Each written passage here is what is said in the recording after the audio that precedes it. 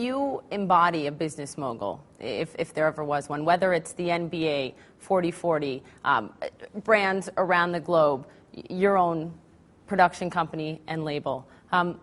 What's your advice to other people coming up who are trying to make it and trying to become moguls in and of their own right? What's your advice to them? My advice is just do things that are true to you. Most things that I'm involved with are extension of being creative. Rockaway is a clothing company. It's part of who you are, and hip hop is your attitude and what you're trying to express, how you dress. I love sports growing up. I grew up in a household where sports was on 24/7. Mm-hmm. So these are all things that are comfortable for me. These are things that I like. So I would just say get involved in things that you love, and also have a standard for yourself and have some sort of integrity and try to, find some sort of truth in what you're doing.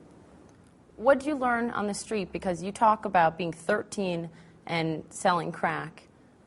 Did that teach you something of how to be a successful businessman, or how we all are common? All the things that you apply in business, they say that he has great instincts, but on the streets, having great instincts can be the difference between life and death, not just losing the deal. Or incarceration. Or incarceration, which is less than death, mm-hmm. right? And and being a person of high integrity, people want to deal with you, in business, in the Trust. streets. Trust and honorable, and, a man of your word, all these things come to play in business world. I'm not condoning any street activity, but it's just the way it is. You are associated with a number of brands, HP, Coca-Cola, Budweiser. How do you decide who you want your name, your brand, your voice tied to, and what companies you don't? I try to. Sometimes it's just more about relationships. I pretty much try to work with brands if there's some sort of partnership there.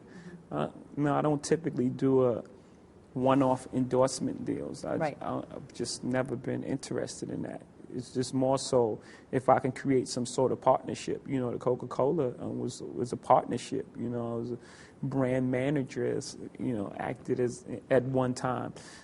So I pretty much look for partners, as opposed to one-off endorsement deals. Well, yeah, it seems like you insist on some creative control, that you're not willing to just give the Jay-Z brand out or let people buy it from you. For me, it's my life. It's who I am as a person. So I can't just let someone have creative control of who I am. Sure. It's important. Best investment advice that you ever received? What was it? Do you remember? Whether it was in the market or just investing in life and in business?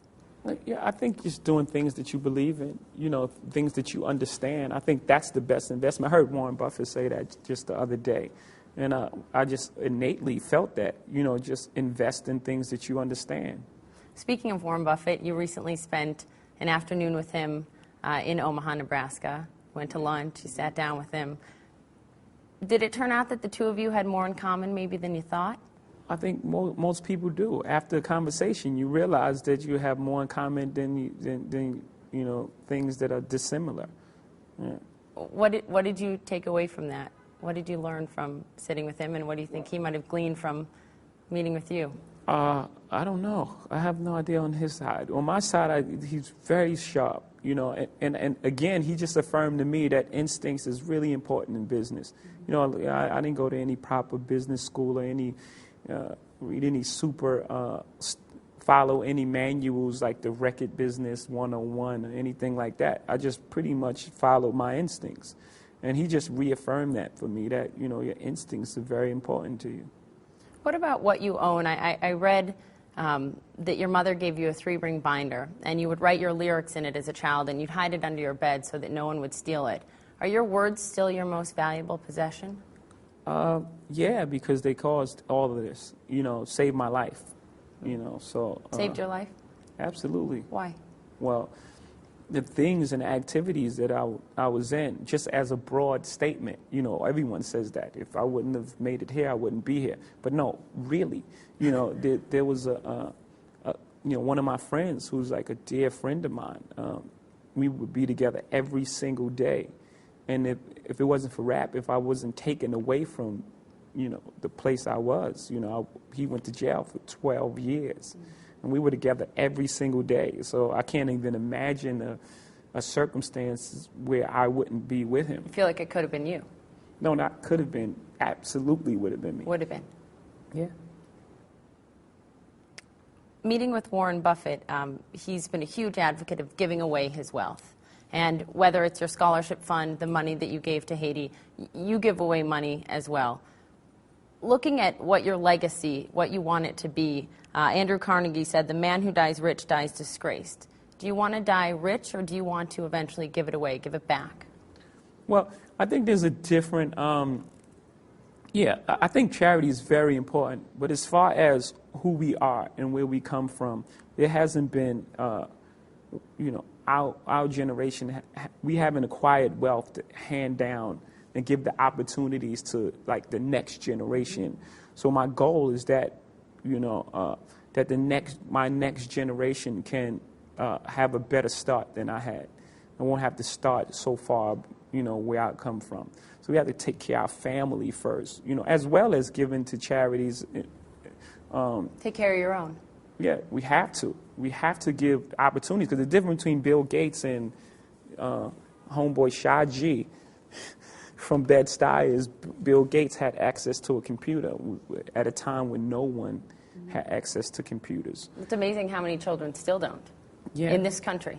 So the opportunities, people, were afforded opportunities that we just didn't have. And I think that's really the difference between success and failure, is opportunity. Well, you have to have someone's drive in there as well. You have to put that in there.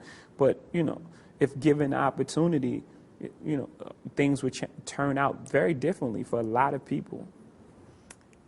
We have 1 minute left, so I want to do something fun, a quick sort of lightning round. I'll throw out a word, and you tell me the first thing you think. Okay, where's the sensor? Hit the button. Is that okay? Yeah. All right, Napster.